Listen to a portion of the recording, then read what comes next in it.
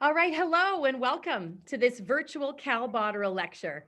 I'm Michelle Sawatsky-Coop, your moderator for this afternoon's discussion. Now, my connection to Cal Botterill goes back to my journey to the 1996 Olympic Games as a member of the Canadian women's indoor volleyball team. Man, that was back when many of us were using sports psychology, I guess, but we just didn't know it. And many wondered what it was all about and if it really made a difference. Well, Cal has spent his career proving that it does more than just make a difference. What happens inside literally is the difference when it comes to high performance and success. The inside of each of us, the human inside the story. And what an incredible coming together of humans we have to talk about and have to talk about it. Although once you get to know this panel of guests today and distinguished alumni of the Cal Botterill Lecture series over the years, we may all question if they even qualify as human. But yes, underneath it all, we're all human and we're all connected because of it. We need each other because of it and to be the very best that we can be, which is exactly what we're talking about today. Being human, a discussion of the key ingredients for sustainable high performance. What have we learned about humanity in this great pause we've been forced to take? And how can we take the lessons and help people stay well and be resilient? I can hardly wait for these Cal Botterill Lecture Series alumni to tackle this topic. But first, I want to tell you a little bit about the Cal Botterill Legacy Lecture itself. It was established in 2007, the year Dr. Botterill retired from teaching at the University of Winnipeg. Throughout his career, Dr. Botterill brought professionals to and shared knowledge with the sport community throughout the province of Manitoba. The annual lecture series was established in an effort to honor and continue that tradition. And each of our special guests has been with us before, an all-star panel, you might say. So let me introduce them to you now, and we can hear their voices just a little bit. Dr. Gloria Beleg. Gloria, give us a wave. Hi, everyone. Now, how exciting. Gloria, you're joining us from Barcelona, Spain. Thank you so much. Dr. Beleg has worked with elite athletes and teams, including the Chicago Bears, like the NFL Chicago Bears, USA Gymnastics, USA Track and Field. She taught at the University of Illinois, started in 1988 and retired just a few short years ago. So Gloria has been to several Olympic and World Championships, helping athletes with the mental game. Gloria, welcome. Thank you. Thank you so much. I'm glad to be here, even if we cannot see Cal today. Yes, I know. What a nice connection we have with Cal. So he'll be alive here today through all of your words and all of your sharing for sure. Then we have Dr. Christina Fink. Hello, Christina. All right, just a few words. Christina is joining us from Philadelphia, USA. So I think it's pretty cool. We're getting a worldwide feel today. Christina, welcome to the show, I guess we could say. Thank you. Okay, let me tell them a little bit about you, including Dr. Fink's clients include Olympic medalists and world champions, as well as professional and national soccer teams. She's worked in professional soccer. She worked with several teams at an Olympic Games, 2000, 2004, 2008, a long list of sports. And what I think is cool, Christina, is not only does she work with athletes now, but Christina competed in 2 Olympic Games herself, 1988 and 1992, and she held the Mexican high jump record with a 6'4" jump. And you held that record for 22 years? Correct. Nice. So I won't make you do any jumping today, at least not physically. I don't think I could get over a lot today. That was a while ago. Right on. Well, you're helping a lot of people do exactly that. All right. So that's Dr. Christina Fink. Next, Dr. Wade Gilbert from California. I'm glad to be here. Thanks for having me on the panel. Yeah, you bet. Now, Dr. Wade Gilbert is a professor in the Department of Kinesiology at California State University, Fresno. He is author of the highly acclaimed book, Coaching Better Every Season. And I know some of you have joined us as coaches, and we're super excited to share what Dr. Wade Gilbert has to share with us. He's counseled coaches and sport organizations around the world, spanning all competitive levels and in every sport imaginable. Born and raised in Canada, yes. Wade currently also serves as the mental performance coach for the Canadian women's softball team that will be competing in the Tokyo 2021 Summer Olympics. Super exciting. Welcome here again. Thank you. Yeah, optimistic and really excited to be part of this group, but also to have the opportunity to work with maybe some of those athletes and staff who are on the call today. Yeah, absolutely. Okay, Dr. Peter Jensen. If you know this guy, you're like, we all know Peter Jensen. There he is. Welcome to the panel. Thank you. Great to be here. Now you're out in Toronto, I know that. And Dr. Peter Jensen, he said to keep this short. It's tough, you know, when you look up Peter Jensen, there's a lot of stuff. Now you went to grad school with Cal Botterill, is that correct? That's right. I had to try and keep him in line. Failed miserably. I hear that went both ways though. You talk to him, yeah. There you go. Well, this guy's been to 9 Olympic Games with the Canadian Olympic team. He's helped numerous athletes achieve high performance levels under intense pressure, including 4 consecutive medal-winning women's Olympic hockey teams. And through it all, they say he's developed a deep understanding of what it takes to be a successful leader of high performers. And Dr. Jensen, you've taken this beyond sport, of course, and high performers. Fortune 500 companies in 8 countries have benefited from your programs, and just huge stuff. We're so excited to get to, pick your brain a little bit today. So thanks again for joining us. My pleasure. Thank you. Awesome. Okay, we're almost done with introductions. You might be wondering where 3-time Olympic gold medalist and 5-time world champion and Cal's kid, of course, Jennifer Botterill, is today. Well, her schedule changed last minute. I guess when you're a TV star, as Jen is, she's actually part of the latest season of Battle of the Blades. She's going to do some figure skating, which I think is awesome. Shows you how brave Jen is. And her filming schedule had to change, and so she couldn't be here with us today. So I think she just might need some sports psychology, you guys, for her figure skating. I don't know. It's kind of nerve-wracking if you ask me. All right. So there's your panel of all-stars. If we could all clap, and that would be great. But maybe you are at home. All right. Speaking of all-stars, I have one more thing to cover, and it's an important thing, so hang with me here. This evening has always included the presentation of the Jim Henderson Dedicated Service Award in Health and Performance Psychology, presented to a professional with a distinguished history of service provision, and today is no different. The Jim Henderson Dedicated Service Award in Health and Performance Psychology. The delivery of sports psychology services in the province of Manitoba has a distinguished history of professionals. In order to honor this legacy and to recognize the invaluable contributions of the service providers, the Canadian Sports Centre of Manitoba and Sports Psych Manitoba have collaborated to present an annual dedicated service award in honor of Mr. Jim Henderson. On June 21st, 2003, Jim, his wife, and 2 children were traveling on a provincial highway when they were hit head-on by a vehicle, which left its lane and traveled toward them at 100 kilometers an hour. Jim suffered numerous injuries, the worst being a traumatic brain injury. When Carol, Jim's wife, was told by a neurosurgeon that Jim would probably never walk or talk again, Jim, a former Brandon Bobcats basketball player, fought back.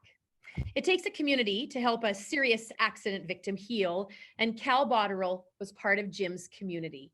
Prior to the accident, Jim, who was a teacher, basketball coach, and associate dean at the U of W Collegiate, wanted to sharpen his skills and took a class in sports psychology with Cal. After the car accident, Cal visited Jim at various healthcare facilities until Jim moved home in 2005. When Cal met home, he always Jim laugh.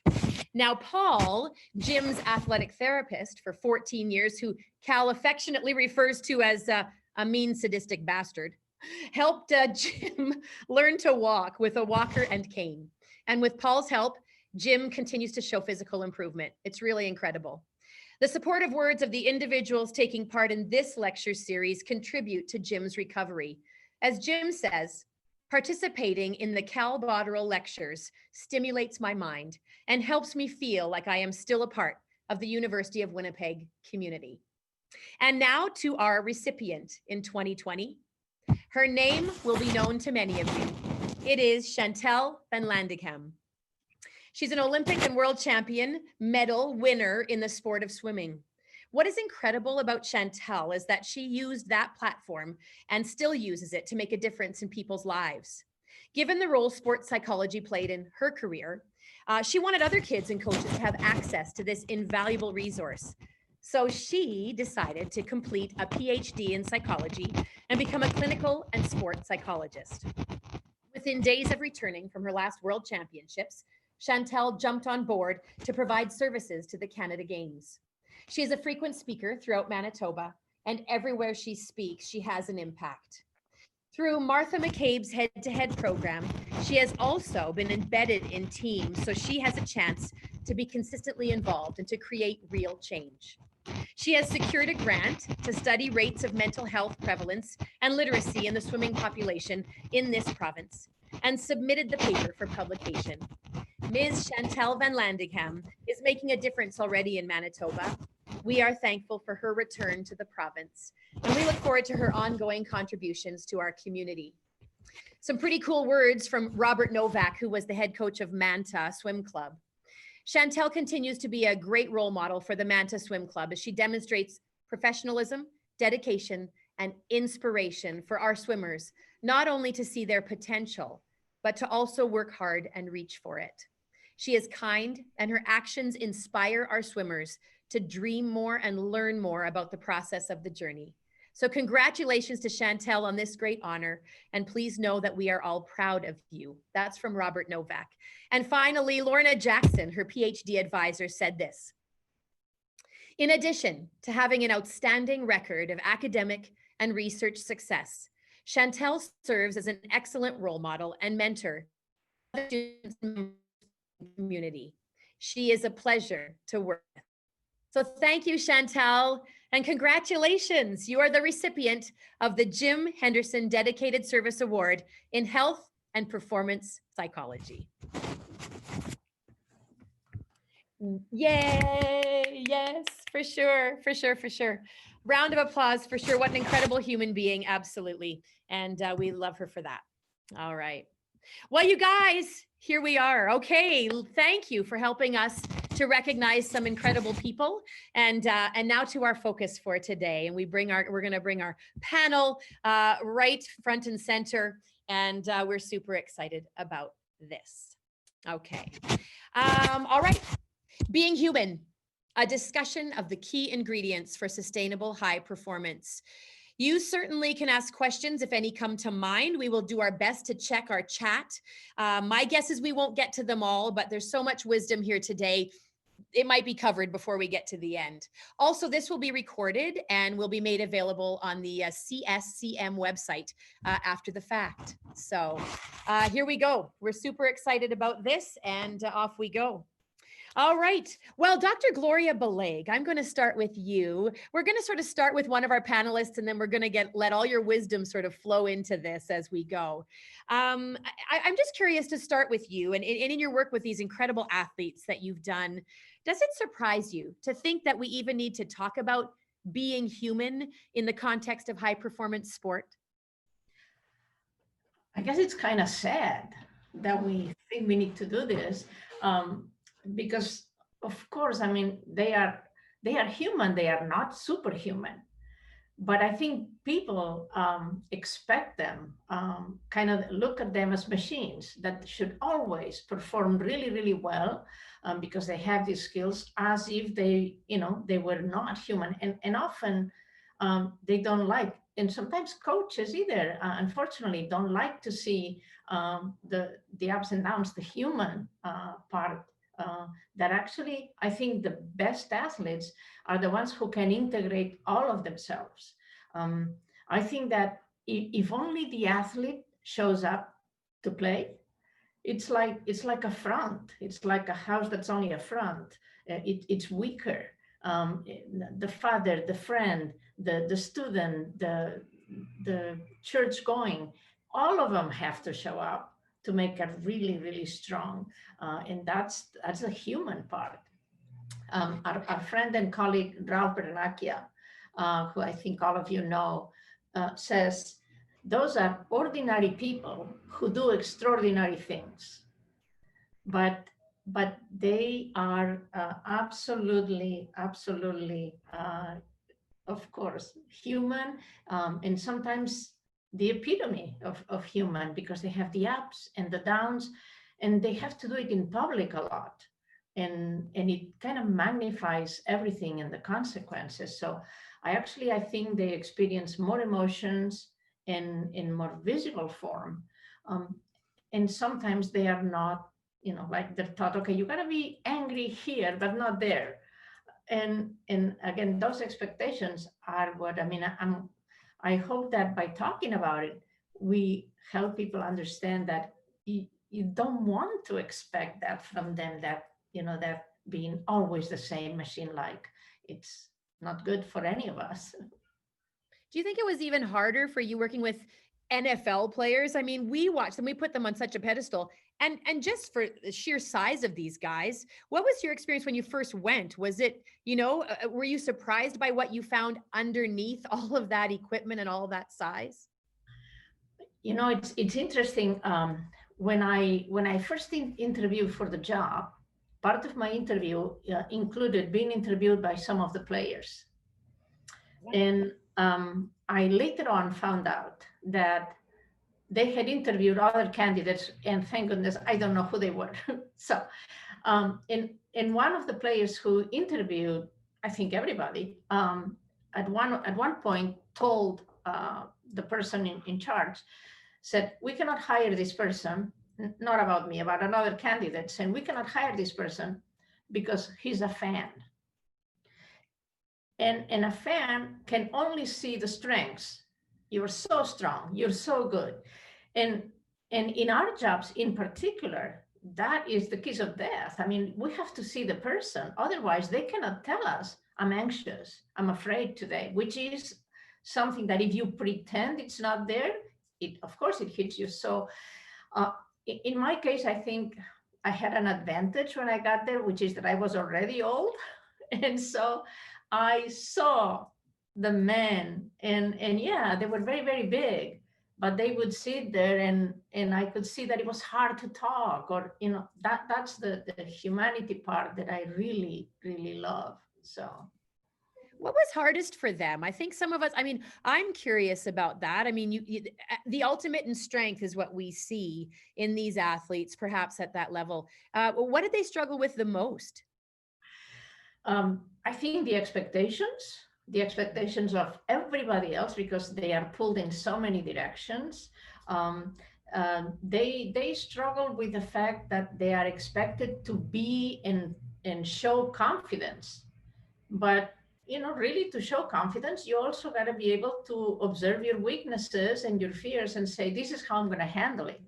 And so I think sometimes, it would take a while until they were able to do that. And across the board, one of the things that I saw the most was the fear of mistakes, the perfectionism, because they are expected to be perfect. And so acknowledging that, yeah, I had a good game. It's always, but, and always what should have been better, or a good practice. Well, it wasn't great. What? I've been watching. Of course it was great. Well, no, I made a mistake. And that across the board, I think, has been one of the sources of difficulty for almost all of them. Yeah. I have a question maybe for you, Gloria, to maybe start, but you guys can chip in, just sort of still feeding off of what we're talking about right now. And I grew up in an era in the 90s playing international sport where I think we kind of were led to believe, or maybe because of how we were brought up in the sport, if we are human, we're not going to be as good as we could be. That's one of the main questions I wanted to bring to you. I think even now I have kind of this natural bend to like, yeah, but if we're too nice to everybody, are we going to be tough enough? When it really comes down to it, how can we be tough if we're all talking about the nice heart and the human inside? I'd love to hear you guys get going on that. And what are your thoughts on that? Because I actually I feel that little voice going, don't let any, be tough enough to win. We want to win. So go ahead. Aren't you both? I mean, at times you're nice and at times you're not. And that's what's human. And I think that you got to be nice at the right time. But actually, when you're competing, the nicest thing you can do is be as hard, as tough as possible, so that you really it's dishonoring your teammates, the other players, if you're nice and let them win or let them perform better. I mean, you got to be tough because that's the sport and because that's when you are in competition. And there are other times when you are nice. Being tough in competition is actually right. It's good. So I think I also think that Gloria is absolutely right with the fact that being human, it means being flawed at times, right? And so it has to do with understanding who all of you are, right? So the whole of you, not just this part of you. So just to echo what Gloria is saying of, do you have to be nice at some point? Do you have to be tough at some point? So is it nice to, I mean, you go in for the hard tackle, but then you help somebody get up, after you did the hard tackle that you needed to do, right? And so, but then you go and help them, pick them up. And so not confusing being human with just being kind, because it's good that, and I think we would be better off if we were all kind, but at times you actually need to be able to have that aggressive side that is managed, that you're managing to be able to compete at your highest level. Wade, what about from a coach's perspective? What about, how does a coach drive someone to, sort of drive them to be the top of their game and still keep that human, still keep, sort of bringing up the human? Yeah, fascinating topic, and making notes the whole time here. I feel like I'm in class, always a student. Yeah, there's an interesting book I'm sure many of the people listening have come across called The Captain's Class. Yeah. A while back, and looking at the stories of leaders, captains of really successful teams. And the author of that book told the story he wanted to tell. But one of the things that kind of came out of that was, the people who lead these teams and do hard things and do really achieve very high levels, do what needs to be done. And that's not always kind, to your point, Christina. And in fact, sometimes it's exactly the opposite of being kind. And so then you get into other discussions around what is the end goal here, and what are we willing to do, and maybe perhaps willing to lose or give up to win. And so if the goal, and lots of examples across sports, right, is to win that Olympic gold medal, to win that championship, how far are we willing to maybe blur the lines a little bit or bend our humanness to achieve that goal? And that to me is really, really tough. As a coach, and another resource that I've been digging into lately is the Playbook on Netflix. And there's a lot of great material in there to stimulate some reflection and discussion. And, here are coaches, some of the most renowned coaches around the world, sharing examples of cheating and lying, right?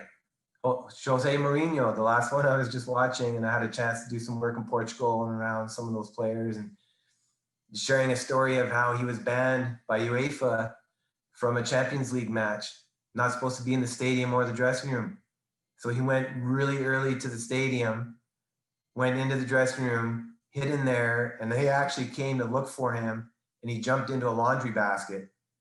Like telling these stories, and they won.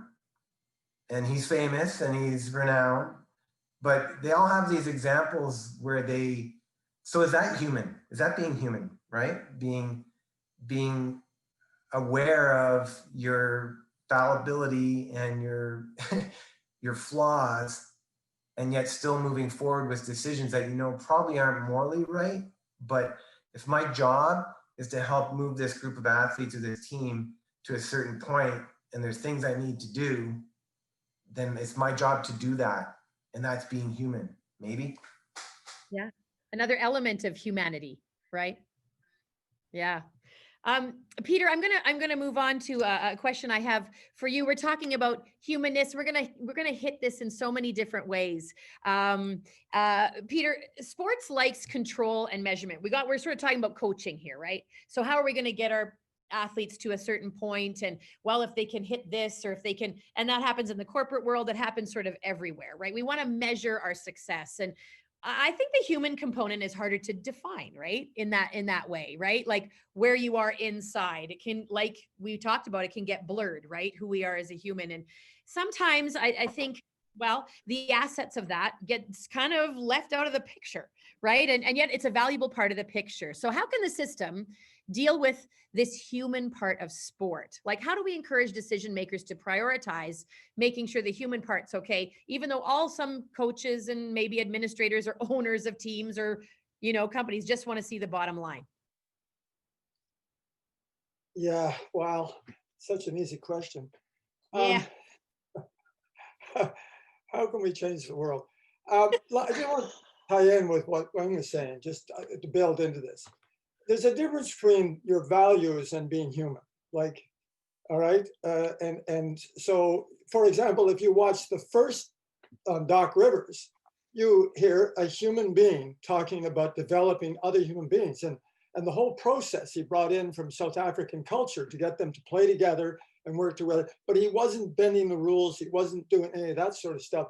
And maybe, I don't know, maybe I've been really fortunate because I work with a lot of really passionate coaches who really cared about their athletes as people, and they worked very hard to consciously build trust with those athletes.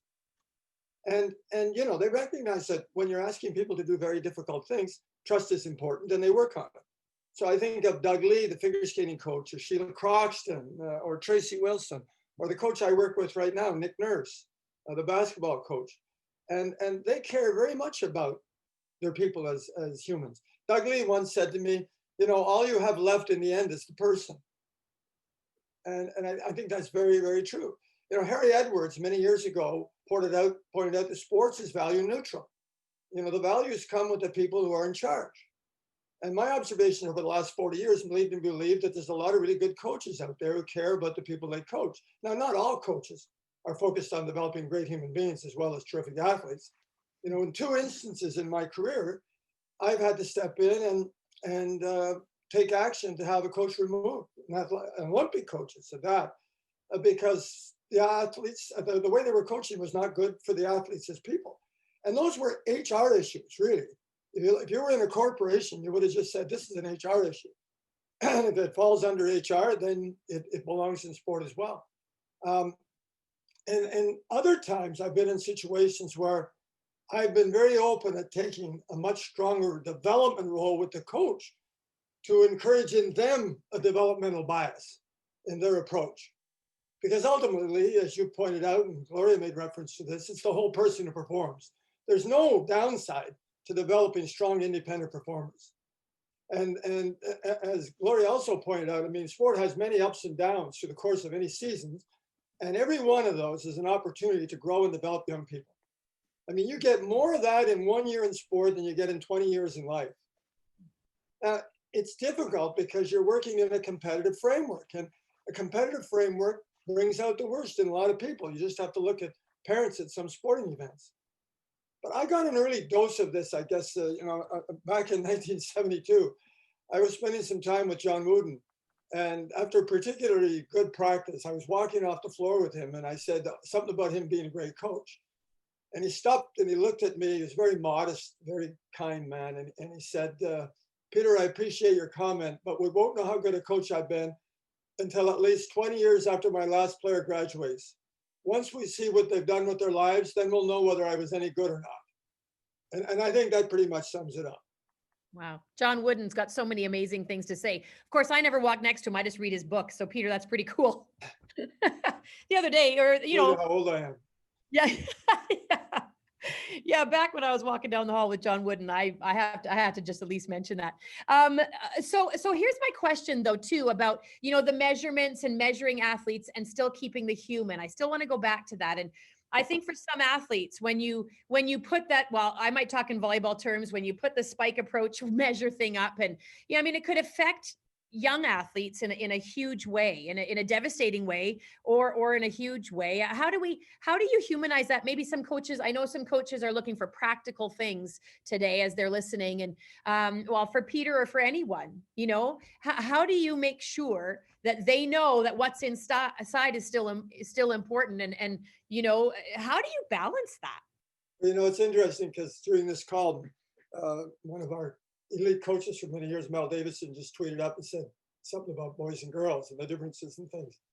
And, you know, I've had more than a few situations in working with female athletes where there was this difficulty in them exhibiting always their best because of the impact it would have on the group. You know, in female sports in particular, and I don't want to generalize at all, and I may be generalizing, but I'm thinking of, you know, in soccer, for example, you know, I'm trying to think of the North Carolina coach. What was his name? That was such a great. Aaron Derrinson. Yeah, and he was talking about how he's trying to recruit this girl from California, and every 3 minutes she asks, "But how do we get along? You know, how is the team getting along?" And he's thinking, "What the hell? We just won 7 championships in a row. Who cares how we get along?" And those differences. And I remember working with the women's national basketball team and the Rio team and things. And there were several times where I finally had to find a way to express it to them, because we had, in particular, a few players on that team who had very strong values, very strong religious values, very strong moral values, etc. And finally, I ended up talking to them about, you know, that when they go on the court, they're like Meryl Streep.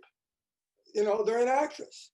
And Meryl Streep plays all kinds of roles. It's not the way she always is on a daily basis, but it's sure the way she is when she has to play this tough woman or this rock singer or whatever she chooses to play, and try and get them to say, you know, this is a role you're doing. And when you look at like LeBron James, is he competitive? Oh my God. Has he got good values off the court? Incredible. Incredible. And certain leagues have really supported that, you know, and you can see in the reaction to interference with teams and the national anthem and things, there's been a massive difference in the freedom. For example, the NBA has treated their players pretty much as individual human beings, and you express how you feel about politics or anything else. And certainly the coach I work with, Nick Nurse, they've gone to great lengths to get on the side of Black Lives Matter and all of those kinds of things, saying, no, this is who you are as a human being, and this can make you a better player. So, but I did end up coming down to, play a role, like just be her for a while and then come off and be that tough rebounder that you could be. You owe it to the other person, especially in practice. Yeah, Wade. Yeah, those are great examples of how systems encourage, enable, support the humanness, right? The person inside the jersey don't. But in terms of a specific example, you were asking about specific strategies or examples. I think, and Coach Wooden was notorious for this. And I had a chance not to walk beside him in practice because he was was finished coaching when I was around him, but sharing those stories, you know, greeting a player and asking them about their day when they come in, right? So the first thing is, hey, did you go to rehab yesterday? It's like, hey, how's your sister doing? Or, you know, how's life, right? So greeting them and having human conversations with them, sharing of yourself, connecting with them that way. And then how much do you really invest in getting to know them as people? And you Coach Wooden example, he kept little index cards, like medical records. He would have a profile, a player profile, right? And he'd write things like, you know, reminds me of this other player, responds best when you do this, doesn't respond well when you do this. So, and I use a little exercise I use and I've shared in quite a bit that I have found to be really powerful. It was actually an exercise that someone shared with me from the New York Times. They had an education section and they were sharing this activity called I Wish My Teacher Knew. And some of you may have seen it. And you could Google it. I wish my teacher knew. And I replace coach. I wish my coach knew. And they gave them, and I do this in classes, I give them a card or a place to fill in that prompt. One thing I wish my teacher knew about me. And they can write anything, and it's amazing. You know, I wish my teacher knew that I'm not really lazy or tired when I come to 8 a.m. class. I actually work a night shift and I'm supporting, you know, a family. And so it just kind of, a lot of it is assumptions, these assumptions we have of why people do what they do, how they act, certain behaviors. And the more we can invest in kind of pulling back the curtain, so to speak, and really getting to know the person, the more we can help them. Because that really our job is to help them perform. So if we don't understand them and we don't know them, how can we optimally help them? Yeah. I love that. Yeah. There's Carlo Ancelotti, a great soccer coach who has coached Real Madrid and has coached, you know, all of these top performing teams. One of his things would be when he was at Real Madrid, he knew, so for all of the players that he had that speak all of these different languages, he learned phrases in the language of the athlete that he was talking to. And he would talk to them about something that had nothing to do with soccer. So he found out about their families, about their favorite food, about something like that. And then he would come up to them and say, if it was in Spanish, he would be like, hola Gloria, ¿qué tal la comida? You know, like, hey, how was your food yesterday? Or in Spanish. And so that player would be like, oh, wow. And so they would answer in Spanish, establish a little bit of a connection. And then they would move into, you know, he speaks like 7 different languages, but even languages that he didn't speak fluently, he would pick a couple of phrases to be able to connect with that person. So that's where you're connecting, and you're saying so much more than just the language, because you're saying, I care enough about you as a person, not just as a pair of legs. I care where you come from. I care what you like to eat, or I care about your family. So you make that connection, and then you can say, I need you to do these many reps, or, you know, or I need more of you, or I can actually be very demanding of you. I see that with Bob Bradley as well, American US coach. When he was in Egypt, he went out and demonstrated and did, you know, like, because there were demonstrations going on. And so he did that as well. And so there's these things that make you connect with the examples you're giving of Coach Wooden, of other coaches, that the coaches that actually have an impact and have the privilege of calling themselves coaches, not just somebody who manages people, but actual coaches that actually take that part of teaching. Those are the people that actually leave a mark in your life. Yeah. I know I was fortunate with my coaches. I mean, my coaches left such a mark in my life. Because they treated me with dignity, with respect. They expected things of me, and they pushed me super hard because they knew that I could do what I could do. And so they believed in me when I didn't believe in me at times. But they had a relationship with you. Absolutely. So they formed that relationship. And so when they said, this is what you need to do, I actually believed that I could, even though I was like, I don't know how I'm going to do it. I thought, well, if he's telling me that I can do it, I must be able to. Otherwise, he wouldn't tell me. Robert Frost, the poet, had this great expression about great leaders. He said, they often see things in you you do not yet see in yourself. And the part of his quote that I love is, he said, so they lend you the belief you have in you to you, so you have a belief that you can use while you're busy developing one of your own. Oh, I love that. Thank you for sharing that, Peter. that's there it is. But you know, like, you can do it the other way too. Like Debbie Muir, the synchronized swimming coach, gold medal coach, you know, every once a month she'd bring all her athletes together and say, what's the one thing I do that drives you crazy? Like, what do I do that bothers you? Or how can I better organize our practices so we get better? You know, or all these television cameras are coming in because we're a month away from the Olympics and nobody pays attention to us for 3 years and 10 months. And now all of a sudden, because we're going to medal, they're all over the place. I'm getting nervous about, what about you? And then she gets the stuff from them and they dialogue around what really matters, you know? Mhm. You've got to extend trust long before you're going to get it, especially when you're in a position like a coach. You know, you gotta prove to be trustworthy before they're going to trust you. It sounds like a great combination of the two is really what's key. The combination relationship and then really pushing. It's not holding back on the pushing and expecting the most from your athletes. It's the kindness and the willingness to give enough. I want to hit some of these questions in the chat. And Wade, you're going to be up next for a big feature question. But for any of you, oh yeah, Gloria. I wanted to mention that I think, unfortunately, there are also a number of coaches who are afraid, thinking that showing kindness or emotion equals weakness, and that they're going to make them soft. And I've heard that.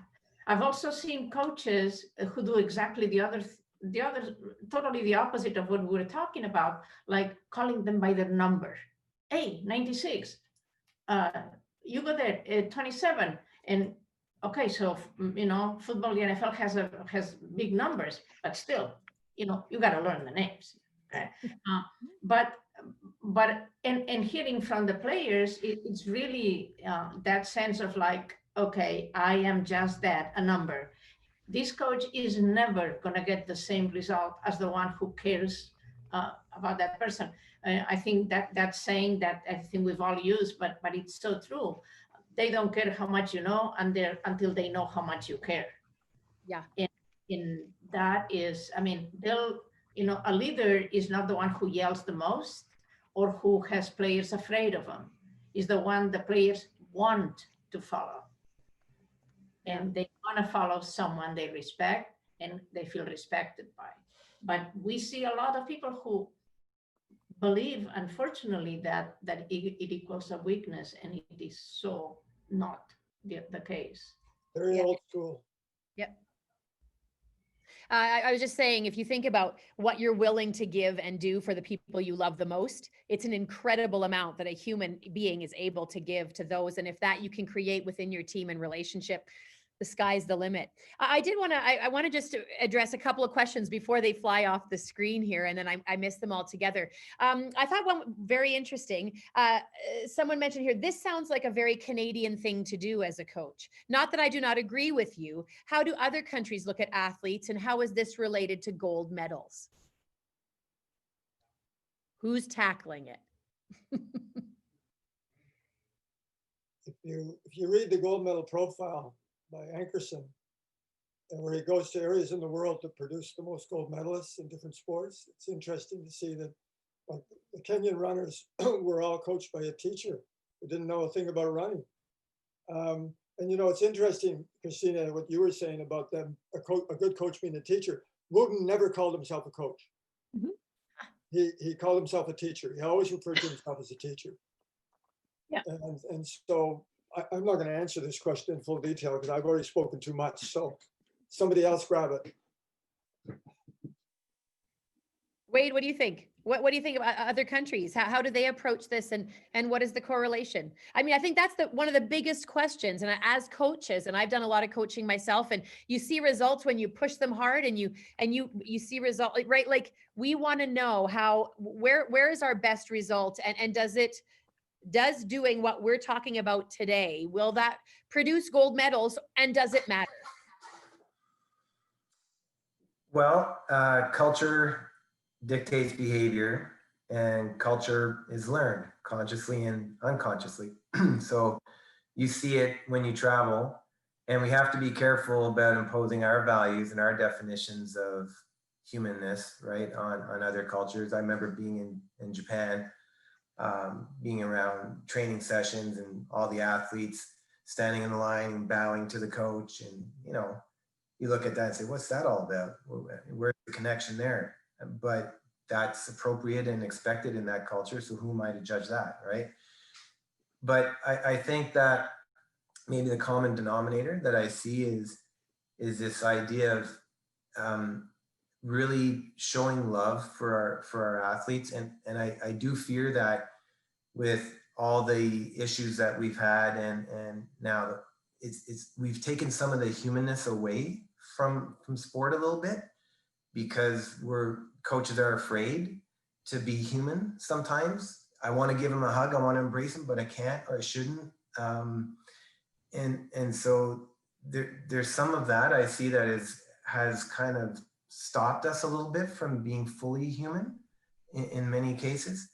But I go back to this idea of love, and it relates to the conversation here, I think, and some of the other things that have come up. But when we were creating a mental model or a framework for coaching with Coach Wooden and some people who played for him, and the cornerstone of this model, this pyramid, was love. Great coaches show love for their athletes. And there was this huge pushback when we were trying to publish this. People say, you can't use the word love. You can't say great coaching starts with love and love your athletes. You crazy? Do you watch the news? USA Swimming, USA Gymnastics, USA Taekwondo, go down the list, right? You got to pick a different word. And it's funny, I went back to Coach Wooden, and a guy who played for him and won some championships said, here's the situation. We want to get this published. Can we get a synonym for love? It's just a word. And they said, Wade, if you take the word love off it, take our names off it. It's love. It starts with love. And so we were able to go, but the key is the way love is defined. And we define it, great coaches, as acting in the best interest of your athletes. But it doesn't mean being soft. It doesn't necessarily mean being kind. If they need discipline and a kick in the butt right now, then that's what they deserve. And they need that to get better, to reach their potential. My job is to help them reach their potential. So if I shy away from making hard decisions and making them do hard, might not like me right now, that's not showing love. So it's really how we define those concepts, I think, is very important. That's so true. So a couple of things. One, so true, Wade, and having, I had the privilege of working with Ian Monroe, who worked with Sir Alex Ferguson, again, a soccer reference, but he talked about how one time being his assistant coach, Alex Ferguson was walking back and forth, kind of gesturing and stuff. And Ian came up to him and said, "What are you doing?" And he said, "I'm rehearsing how I'm going to yell at this player." So it wasn't me being out of control and yelling at someone emotionally. It's me being managing my emotion and knowing that what you need is this. And so this is what I'm doing. So he was actually practicing how he was going to yell at his player, which I thought was, I loved it. And then the other one is when we go to definitions, I mean, just the fact that we're talking about being human, I mean, like being human, we're equating being human to being kind or being, and being human encompasses all of our emotions and all of our perfections and imperfections. And when we have strong values and when we fall flat on those and the things that we do, right? And so, so I would think more, are you being ethical or not? Right? So are you following? So what is the ultimate goal? I mean, I remember when I was in Mexico, there was a program to get more medals for the Olympics, right? Because that's like the ultimate goal. Every 4 years you want to, and so they developed these programs. They developed a program that they followed from a program from Spain from 1992, the ADO program from Spain. So Mexico did that in conjunction with the Canadian evaluation program for coaches, like the program that Canada has for helping coaches and the levels for continuing education and stuff like that for coaches. So Mexico did this. What does Mexico do to get more medals? They focus on individual sports. They focus on individual sports because if you help 6 weightlifters, if you give them everything they need, you might get, so if you help the 12 people or the 15 people that you need for a volleyball team, you're spending a lot of money for one medal. What happens after that? What happens after that is the after Mexico wins all these, I mean, we went from winning 1 medal to winning 6 medals in the 2000 Olympics. So the previous Olympics, 1 medal, next Olympics, 6 medals. It's like, I mean, I know that for US or Canada, like it's a very different standard, but for Mexico, it was a huge leap. The comment is Mexico doesn't know how to play as a team because teams didn't qualify. Well, they didn't qualify because they didn't put money into them. I mean, so what is it that we're actually looking at, right? So it's not an easy answer when you look at what do countries do, and I can tell you of my experience from Mexico, right? And so there's different things that you value, and different things that you're going to see in different countries of what's accepted and what isn't. I remember I was shocked with diving. One coach, I was in a competition and a coach actually slapped his athlete for having a bad dive. And I was appalled. I could not, I mean, I was, and somebody said, you need to respect their culture. And I was like, no. I mean, this is like, FINA needs to step in because this isn't a question of culture. This is a question of abuse. Yeah. It's a 14-year-old that's getting hit. That's not okay. Yeah, totally. One of my theories is that sports psychology evolved in Canada because we needed it the most. And I'm serious when I say this because, especially when you see coaches from other cultures come over to Canada and their initial coaching style, I'm thinking of artistic gymnastics, I'm thinking of all kinds of places where it's that style where you either break them or they're going to be mentally strong because you can open a door and there's 10 more lined up ready to come through. We don't have 10 more lined up. like our best divers, we got maybe 5, right? And so we can't be slapping and hitting people around, but when you can open a door and there's another 20, maybe you can coach more like that. And I think that and so it's been survival of the fittest in the other cultures. You're going to be mentally tough because just to make the damn team, you got to survive abuse and all kinds of things. Whereas in Canada, of course, we had to work on and say, well, what can we do to strengthen these athletes to help them perform at a lot better levels? Yeah, for sure. I want to, oh yeah, go ahead, Gloria. I was just going to say, following up what you said, Peter, it's so accurate. But I think that there are coaches absolutely who are like they think like, I don't know, wild animal tamers or something like that, who are really harsh. And some have success, but I think they have consecutive successes in different places. They got to leave where they were, and then they start somewhere else. And they get hired because they had success, even though they burned all the bridges and a lot of people behind. And there are some people who do this. I would not call those successful coaches. They have success in one way in a short period of time, and then they gotta leave and go somewhere else and burn somewhere else. But if you think about the coaches who are really successful, I think even in the States, I mean, I was thinking of Doug Councilman at Indiana University with swimming. Yeah. He had a record that was unbelievable, and he was the most human coach that I know. Or even in the NBA, I think Phil Jackson. I mean, he really respects the individual, and he'll bring drums and zen, and he's not weak. And no trouble using the word love either. Yeah. Neither does the football coach in Seattle. I love, at one time I heard an NHL coach described as he's got a 3-year contract and a 2-year act. Yep. That's very good. Yeah, that's about how long that lasts. I'm really curious. I'm really hearing here, you guys, like the definitions of how we define what we're talking about is very important. And you all, the reason we love that you're here is you all have dealt with the highest level of athlete and successful athletes as well. And you've seen these programs. I mean, the names that you're throwing out and the people you've associated with give that validity for sure. Wade, I want to go with you here, and some of the questions that are coming up are very much like I expected, like, can we be successful, right? And what are the ways we're being successful even by celebrating the human? And I think sometimes that pressure comes from the systems that we're placed in sport, in business, in life. We're successful sometimes in spite of the systems we have in place or because of them.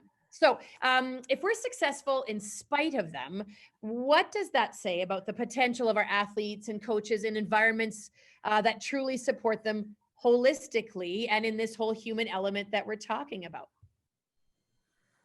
Yeah, a couple of points. One, related to that in terms of systems, we know from research across disciplines that environments trump behaviors and motivations. So people take the shape of the container. They're like water. People take the shape of the container you create and you pour them into that. So we have not just a coach, parents, alumni, staff, anyone who's around that environment helps shape that environment, helps shape norms and values. And so the environment, it's that idea of the built environment. And so you create an environment where this is how we roll. There's a team I was working with recently, that's the term they use, this is how we roll. And so you see that. I'm always curious when I go into environments, teams in different places around the world. I love to observe. How do they enter a locker room? How do they leave a locker room? How do they start a practice? How do they end a practice? All the rituals, right? The routines, the rituals, the passages, all those little moments that, and I remember being in New Zealand one time around the All Blacks, and I was sitting, the team hotel was a small back street, or across the street from the back entrance to the hotel, sitting on a patio at this little cafe. And I noticed, maybe enough room in this little cafe for about 12 people, a little coffee shop. And you have some of the most famous athletes in the world walking across the street, getting trays of coffee to bring back to the team.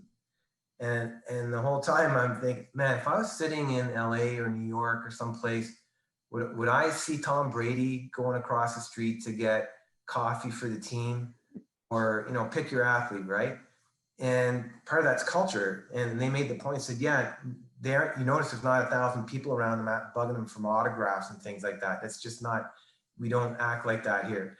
So respecting them as people. Leave him alone, he's going to get coffee, okay? Give them their space. And so that's all part of that culture, right? And that built environment is so broad. So the systems really do impact how we behave and what's normal. And then we need models. So we need to show people that you can have it all. You can win medals and develop the person. It's not an either or, it's an and. And going back to the All Blacks example, one of their famous mantras is better people make better All Blacks. And it sounds cheesy, but the best in the world do that. They really truly do believe that and create environments that nurture and support that. Yeah, I want to talk about that the holistic part, and because there's a couple of really good questions here. And one of the questions was, and I don't want to lose it here on the screen. When you think about peak performance, can we assume many of the coaches make personal connections with their players, but we still see performances vary? I guess I'm asking the panel, what are some unique differentiators that determine peak performances?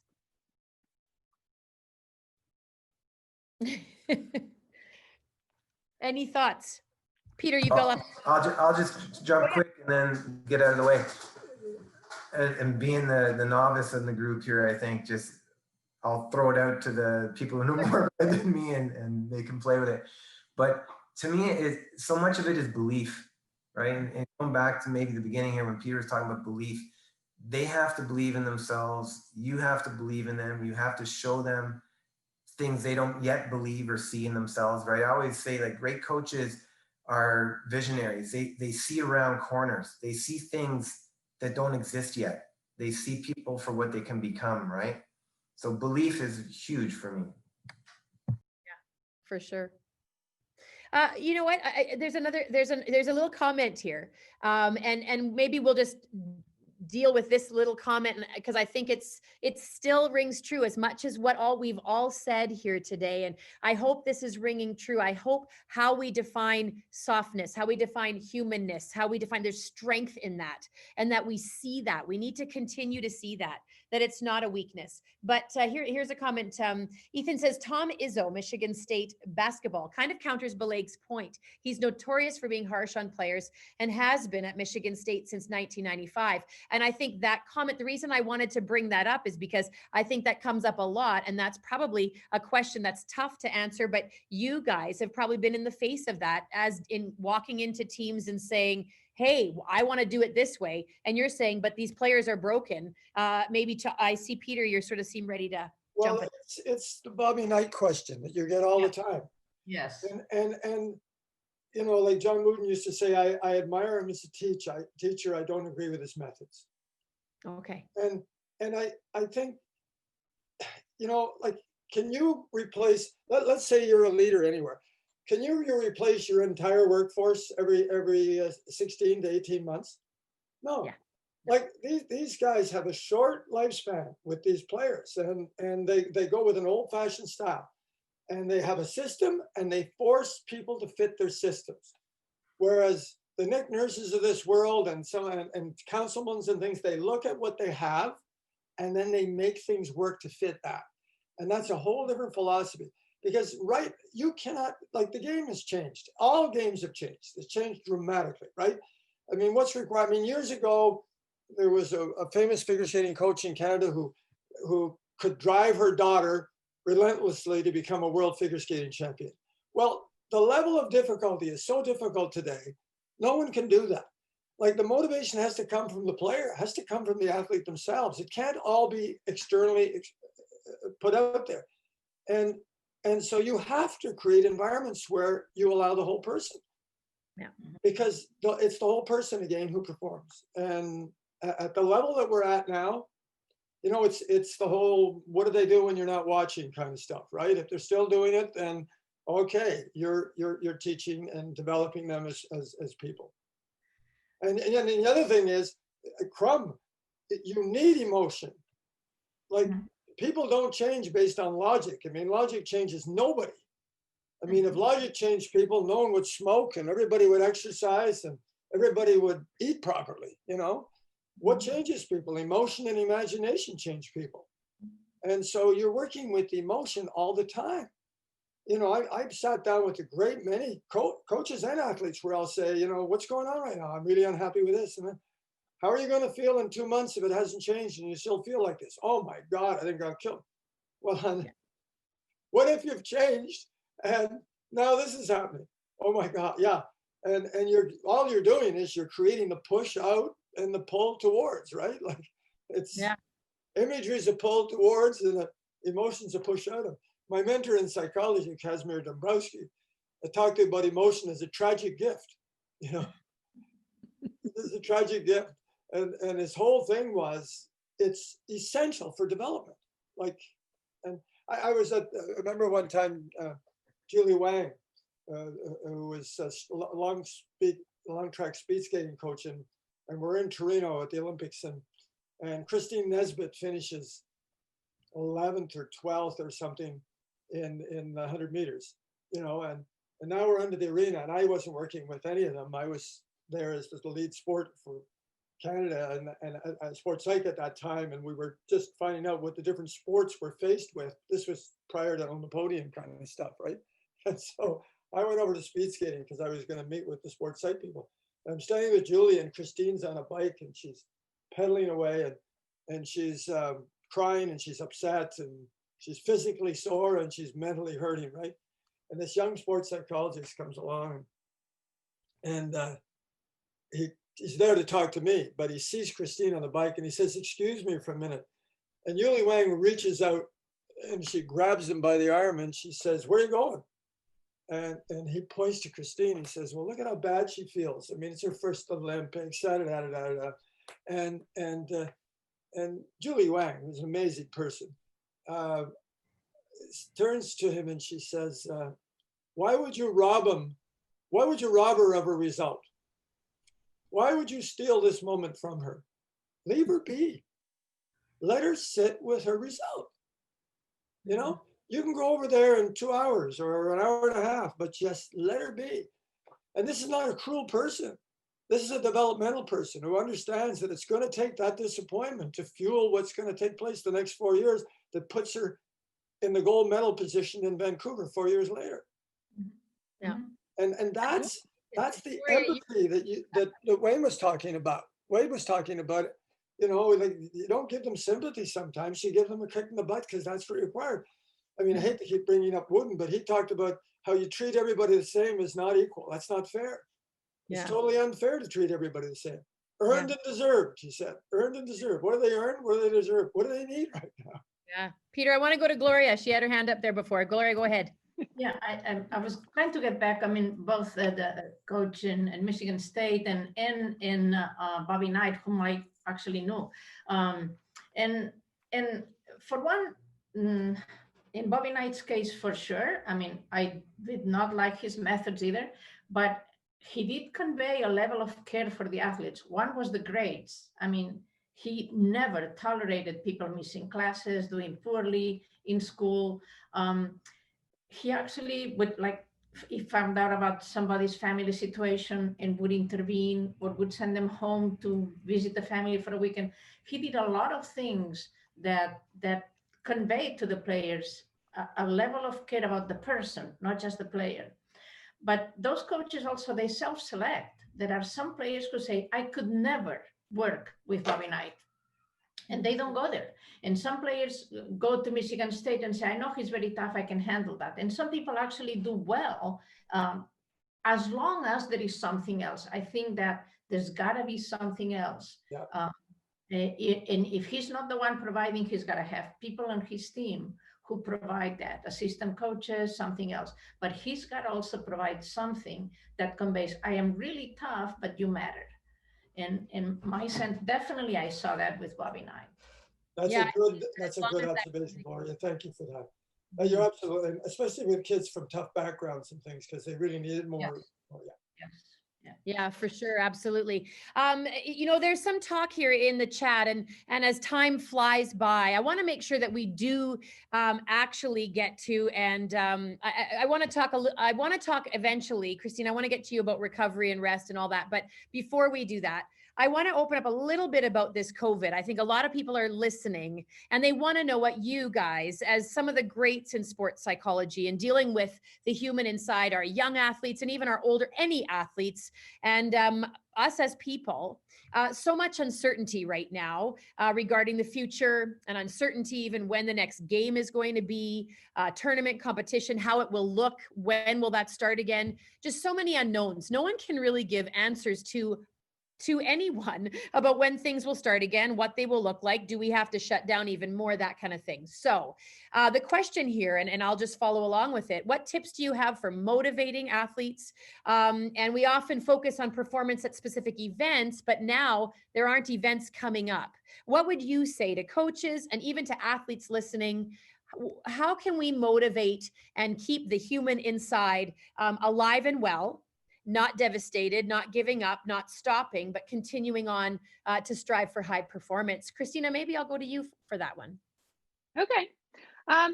Couple of things that come to mind. I think that with, and so I'll go into some examples, but first I think that we need to recognize that we're all going through this, and we're going through a loss. So whether it's the loss of a season, the loss of a liberty to go to a restaurant, the loss of being able to travel. We were talking before of, you know, all of us travel quite a bit and now we're not. And so the loss that we have as humanity, we've had this great loss, right? And so actually being able to deal with that and dealing with the change that we've gone through. Adapting. I think that when people say the new normal, I'm like, I don't know what normal is. But for me, it's a little bit of what are the things that are actually in your control? because we focus so much on everything that we don't control, but what are the things that we actually do control? And I actually give an example, especially with athletes and coaches that I work with what were the things before, like in your sport, you have all these tools that you were already using. So you were already focusing on these things that you control. So you don't control COVID like you don't control the weather, but there are things that you can do, right, to prepare for the different things that you're going through. And so talking about that, and then actually talking about, do you still have a sense of autonomy? Is there a decision that you can make? So can you make a decision? And I said to the coaches that I'm working with, can you let your group decide whether they want to do a morning run or an afternoon run, so that they can still feel like they made a decision, right? So that they feel a little bit of a sense of autonomy. Can you build on your competence? They're working on skills. So and there's all of these different skills that they're actually doing on social media. So how many, I know that the soccer players were doing, how many times can you kick the toilet paper? There was a flipping the bottle challenge, which doesn't help a lot with with that, but and it has to do with, and the last one is actually feeling related, because having this panel, for example, actually being able to see all of you and to be able to have this connection, it's understanding that what we're talking about is physical distance, not social distance, because we're socially very connected, and we're probably more connected to others, to people more than we were before, and so understanding that we need to be socially connected while physically distant. And so there's all of these different things that we can do, and that we can help with, what are the things that are causing you anxiety, because people are anxious. And so understanding that it's okay to feel anxious, what can you do to lower that anxiety a little bit? Is it taking some time to meditate? Is it doing a relaxation exercise? Is it going out for a walk? Is it talking to a friend? What is it is it not watching 8 hours of news? There are people who are watching, whatever channel they watch, but they're watching it constantly, and all of a sudden their stress level is up here. Well, if you tone that a little bit, it might be helpful. So those are all things that, in this very limited space that we have, that's what you can do. So focusing on the things that you can control, and how you can connect to people and stay connected with your teammates, with your coaches, with your friends. Yeah. Hey, Gloria, what do you think is the greatest takeaway from the fact that we all had to stop? We all had to stop. I mean, you've worked with the highest of professionals. Everyone had to stop. You weren't even immune to it if you had the most money in the world, or you were on the biggest team and the best whatever. What's your takeaway? I think actually it's been important to look at a couple of different things. One is that all the confinement or time off is not a vacation. And it has generated a lot of anxiety. People saying, we have all this free time, we should be able to learn all of these things. It's not a vacation. Yeah, managing it is sometimes good enough, and understanding that, okay, here, that the sense of I'm tired of Zoom meetings, or it's hard to motivate myself. Some days that's the truth. And then let's make it better tomorrow. So I think that has forced us to see, one, that many things can impact us and change our life. At the same time, that we are unbelievably flexible and resilient, that people have adapted and adjusted. One of our national teams has done something that has been a lot of fun for all of them, which has been Zoom practice sessions with other sports. One led by this coach, one led by the other coach. The players, sometimes it was gymnasts with synchronized swimmers, some were with track and field. I mean, very different sports, and they found their commonness. They found oh my gosh, we have the same issues, and we can use some of the same things. They felt connected. So there are many things that I think becoming aware that, you know what, we don't control how the world goes and how life goes. I think it has humbled us a little bit, or it shouldn't. At the same time, we have adjusted. We can, and we continue. And like I tell the athletes, prepare yourself so you don't have regrets. If you say, "Oh, I'm going to quit because there is not going to be any Tokyo," are you one day going to be sitting watching TV and saying, "I can't believe I quit and I was better than they are, and here I am"? That regret, we cannot take care of it at that end. We got to take care of it now. Do it because it matters to you. This is something I want to do. And that to me has been probably being able to capture that and get back to that has been probably been the biggest takeaway for me. Awesome. Well, I wanted to make sure I touched on that. We have a question, a pretty practical question. Wade, maybe I'll come to you as, you've got that book on coaching. Here we go.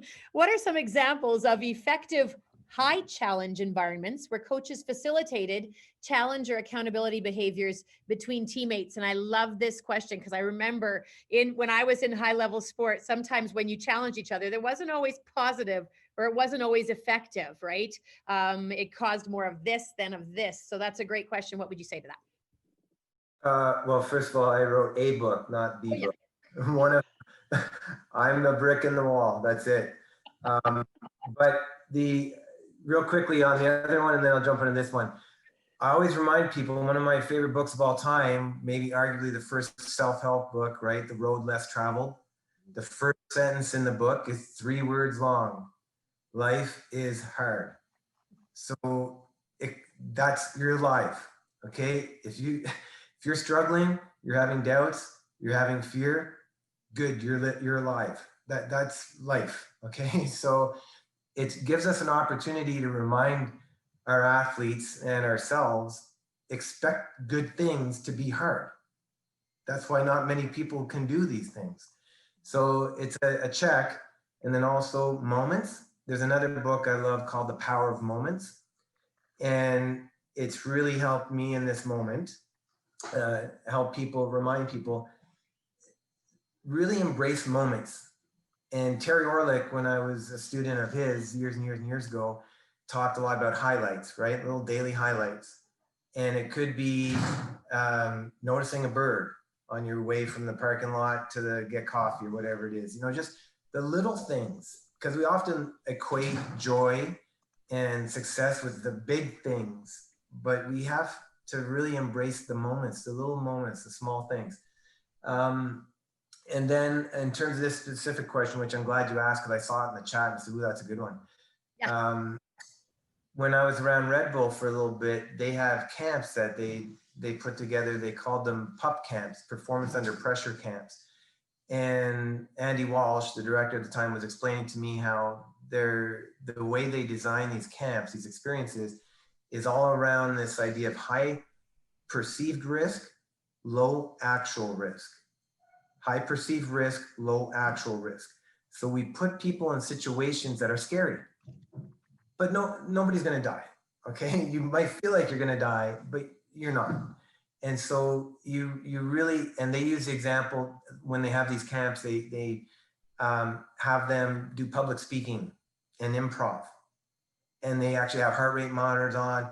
And, these are people who jump off mountains and do stuff, crazy stuff. And now I got to stand on a stage in front of 6 people and do improv. Their heart rate's through the roof. High perceived risk, low actual risk. And then we coach them. They have an improv coach there, a theatrical coach. So we put them in these high perceived risk environments that are actually low risk, actually, and then we coach them through that. So it helps change the perception of risk. And then expectations. We have to set high expectations. And the Tom Izzo and all these coaches, it's easy to judge from the outside. And yes, imagine if we had cameras following us around all the time. There'd be all kinds of embarrassing things and say, "Oh my gosh, I can't believe that I did that." So I really truly believe that they do love their players in their own way, and they push them. And I remember Bobby Knight one time saying, "What's wrong with having high expectations? When did it become such a bad thing to expect people to expect a lot of people?" So I push people hard. And a current example of that, PJ Fleck, he's a American football coach, college coach. And I remember Fresno State where I work, we played them a few years ago.